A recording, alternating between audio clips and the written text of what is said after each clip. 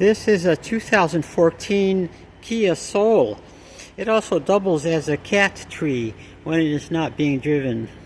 The problem this car is having is with the engine running, these two lights, ABS and traction control, are illuminated. When I check the issue with a scan tool, it tells me that there is a problem with the right rear speed sensor, and you do need a pretty good scan tool in order to read this code. It is in the electronic stability control module that cheap code readers cannot access. This is the professional scan tool that I use, and I do recommend this line of scan tools from Autel.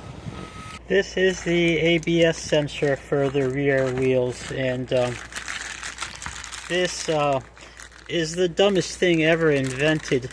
It mounts on the rear of the hub, and you have to remove the entire rear hub in order to replace this. So that's what we're going to do in this video.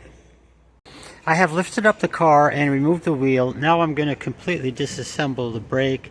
This means removing the caliper, the pads, and the rotor. They all need to come off.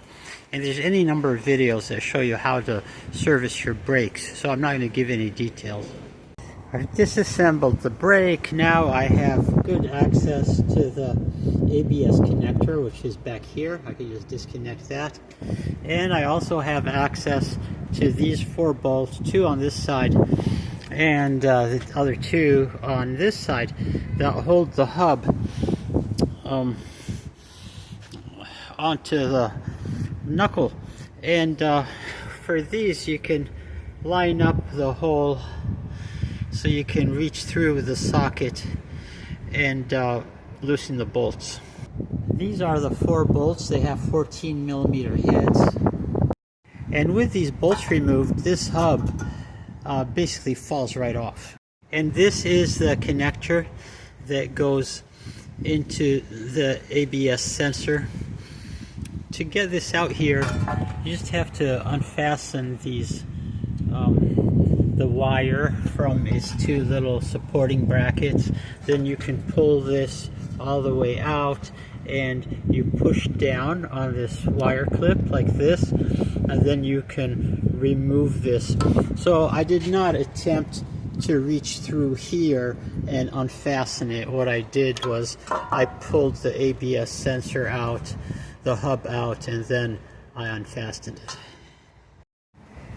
Next, I place this entire assembly with the sensor attached to the hub in this solid heavy-duty vise that is attached to my work table here. So a few taps with the hammer and chisel directed right at the joint right here, and this comes right off. There is no registration mark anywhere on this. So what you do with it is you put it back on in the same orientation that it was in before, kind of pointing straight towards this hole down here, okay? And then it is a press fit. And finally, the way I got this new sensor pressed in was using this vise, because no other method was going to work. Tapping on it, if you tap one side, the other side pops out.